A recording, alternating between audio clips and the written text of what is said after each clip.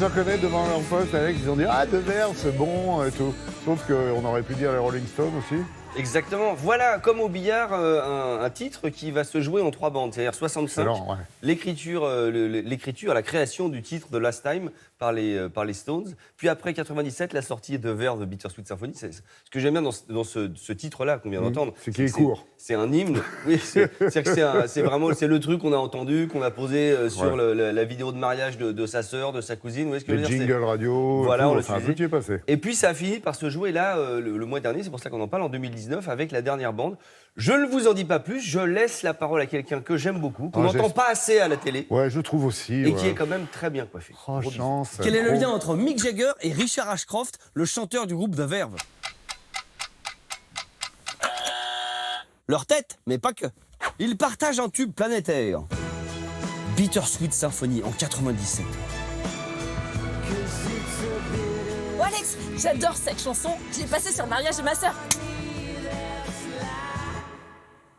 En fait, The Verve vont emprunter les cordes à un certain Andrew Loog Oldham. Ça devrait vous dire quelque chose. Ah oui, c'est pareil, mais tout va bien, hein. The Verve a demandé les droits à l'éditeur. Ouais. Bon, sauf qu'il se trouve que ce morceau n'appartient pas du tout à Andrew Loog Oldham. Non, ça appartient à un petit groupe anglais qui s'appelle les Rolling Stones. Ah, les Stones, ça se connaît, ça. Le titre des Stones s'appelle The Last Time et date de 65. Et on va l'écouter, messieurs, dames. Et là, vous vous dites, ah, le petit barbu à lunettes, on l'a perdu, hein. Il n'y a aucun rapport. On va écouter le refrain ainsi que l'intro.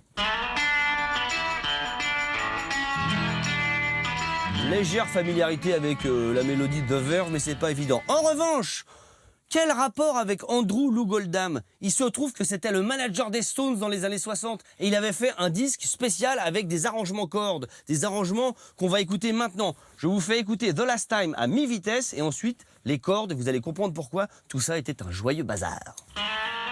The Last Time des Stones à mi-vitesse. L'arrangement de cordes. Avec la cloche. Attention, vous êtes prêts ?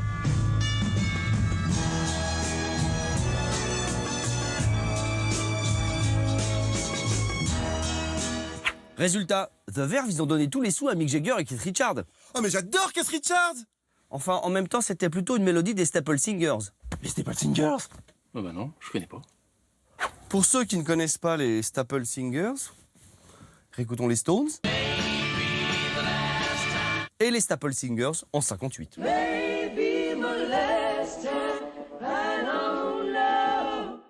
Bonsoir. Ah oui, au fait, faudra penser à fermer la porte, hein. C'est l'auberge espagnole ici.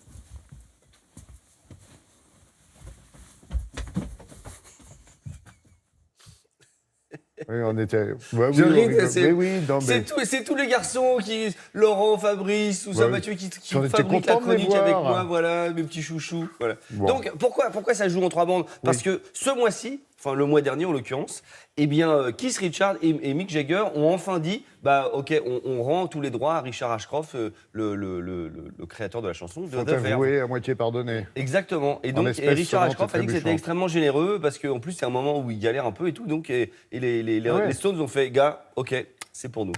Donc ça a quand même rapporté. Oui, finalement. Ça s'est vraiment joué entre moi. J'ai 2 annonces à faire. D'abord, Mars Attack. Voilà. Alors ça, c'est le festival que j'adore. 14, 15, 16 juin, on le voit derrière. Hein, voilà. C'est où? C'est à Marseille puisque c'est Mars Attack. Mais oui, avec quand même Edith Preto, Orelsan. J'aime bien dire Orelsan. Oui. Polo bon et Pan. Acteur, hein.